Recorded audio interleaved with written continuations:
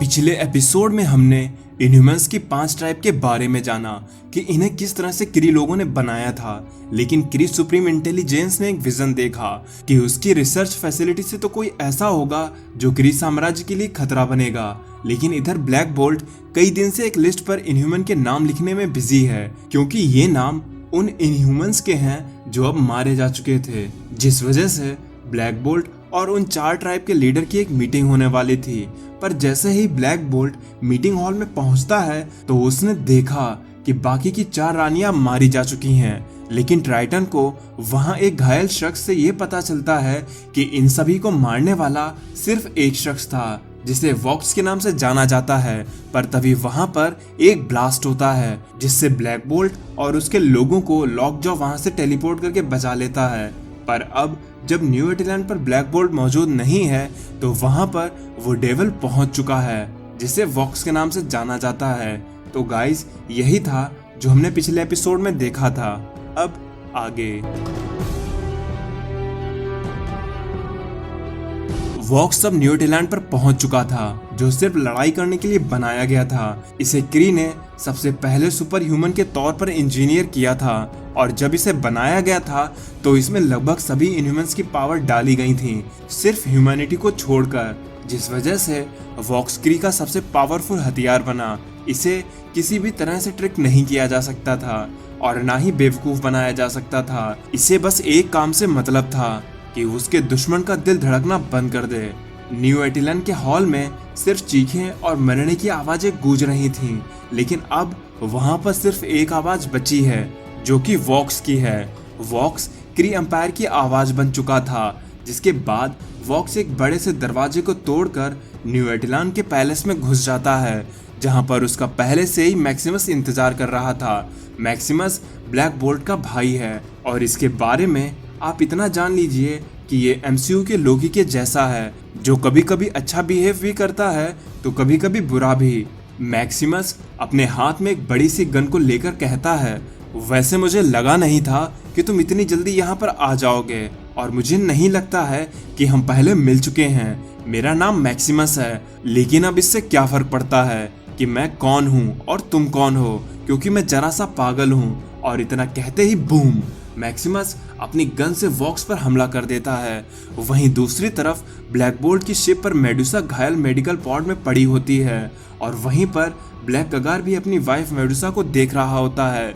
लेकिन तभी वहां पर क्रिस्टल आती है, जो कि ब्लैक बोल्ट से आगे क्या करना है उसके बारे में पूछती है, जिसपे ब्लैक बोल्ट अपनी साइन लैंग्वेज में क्रिस्टल को बताता है कि हमें जल्दी से न्यू एटीलैंड पर पहुंचना होगा और मैक्सिमस को यहाँ पर लाना होगा, जिससे हम वहाँ के हालात के बारे में जान सकें। तो क्रिस्टल कहती है, हम अभी भी उस जगह के पास हैं जहाँ पर लॉकजॉ अपनी पावर को यूज नहीं कर सकता है, इसलिए हमें 15 मिनट लगेंगे यहाँ से दूर जाने में। तो लॉकजॉ यहाँ से टेलीपोर्ट हो जाएगा, लेकिन फिर भी वो अभी न्यू एटीलैंड की रेंज से इतना दूर है कि वो हम में से किसी को भी वहाँ साथ में नहीं ले जा सकता है। इसलिए लॉकजॉ को वहाँ पर अकेले ही जाना होगा, जिसपे ब्लैक बोल्ट वहां से जाने लगता है। तो क्रिस्टल ब्लैक बोल्ट से कहती है कि सब कुछ ठीक हो जाएगा, आप परेशान ना हो, मेडुसा भी जल्दी ठीक हो जाएगी।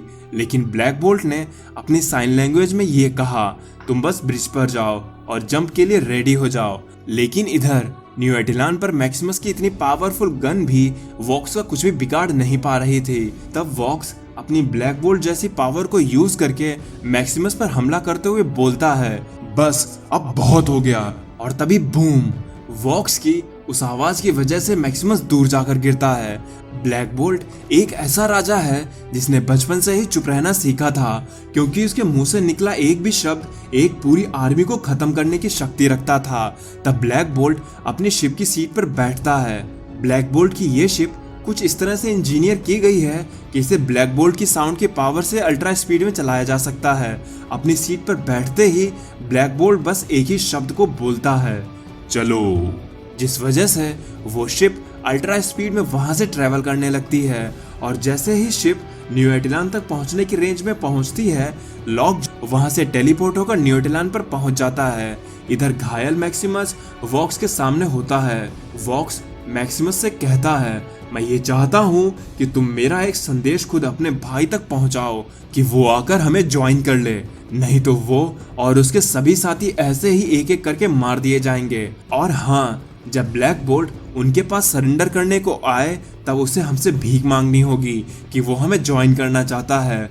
जिसपे मैक्सिमस वॉक्स पर थूकते हुए कहता है मैक्सिमस किसी का मैसेंजर नहीं है। लेकिन तभी वहां पर लॉकजॉ आ जाता है, जिसे अपने सामने देखकर मैक्सिमस कहता है लॉकजॉ, मुझे तुम्हें देखकर खुशी हुई। तो वॉक्स कहता है अच्छा, तो ये सब ऐसे ही नहीं खत्म होगा, और इसका मतलब ये है कि मुझे ये बात खुद बतानी पड़ेगी। और फिर वॉक्स अपनी पावर से उन दोनों पर अटैक करने लगता है, जिस वजह से लॉकजॉ और मैक्सिमस वहां से वेपोराइज हो जाते हैं। न्यू एटिलान यहाँ पर अब ब्लैक बोल्ट पहुंच चुका होता है। उसका ये शहर, उसका ये एम्पायर किसी मलबे के ढेर में बदल चुका है। किसी भी एम्पायर को बनाने में सदियां गुजर जाती हैं, लेकिन उसे गिरने में बस कुछ ही पल का समय लगता है। ब्लैक बोल्ट अपने लोगों को मरते हुए देख रहा था। उसने अपने एम्पायर को टूटते हुए देखा और ब्लैक बोल्ट इसे रोकने के लिए कुछ भी नहीं कर पाया, जिस वजह से उसकी आंखों में आंसू आ जाते हैं। लेकिन फिर भी ब्लैक बोल्ट अपने मुंह से एक भी शब्द नहीं बोलता है, क्योंकि वो अपने मन में उन सभी वर्ड्स को सेलेक्ट कर रहा है जिसको वो बोलेगा, और जब वो बोलेगा तो सबको चुप होना पड़ेगा।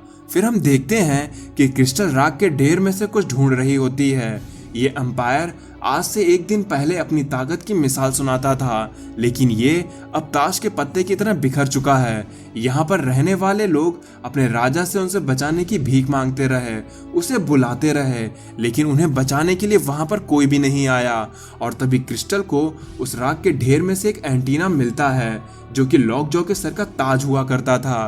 क्रिस्टल ये देखकर वहीं पर दुखी होकर बैठ जाती है। वहीं दूसरी तरफ ब्लैक बोल्ट के कंधों पर अब बहुत ज्यादा भार आ गया था, क्योंकि वो अपनों को बचाने में फेल हो गया था। इसलिए अब वो अपने लिस्ट में और भी नाम ऐड कर रहा था और ये मेजर कर रहा था कि उसके फैसलों की वजह से उसने क्या क्या खोया है और कितना लॉस झेला है। वो उस लिस्ट में उन नामों को भी सेलेक्ट कर रहा था जो कभी उसके सबसे करीब रह चुके थे, जिसमें मैक्सिमस और लॉकजॉ, वो दोनों ही लोग अब वहां से जा चुके थे। ब्लैक बोल्ट अपने दुश्मनों पर कसकर चिल्लाना चाहता था, लेकिन वो ऐसा नहीं कर पा रहा था। तब ब्लैक बोल्ट वहां से बाहर आकर अपने लोगों के पास आता है, जो कि तादाद में अब काफी कम बचे थे, लेकिन वो सभी लोग ब्लैक बोल्ट के सबसे खास लोग थे जिन्हें ब्लैक बोल्ट प्यार करता था, और वो लोग भी ब्लैक बोल्ट से प्यार करते थे।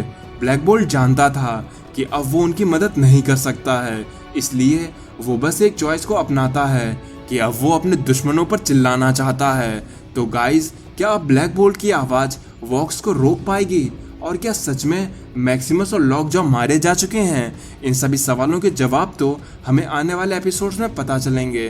तो अब मैं चलता हूँ। आपको मेरी वीडियो अगर पसंद आई हो तो इसे लाइक करना, और जैसा भी आप इसके बारे में रिव्यू देना चाहते हैं वो आप मुझे कमेंट में बता सकते हैं। तो अब मैं चलता हूँ। आप मेरी बाकी की वीडियोस एंजॉय करें और खुश रहें।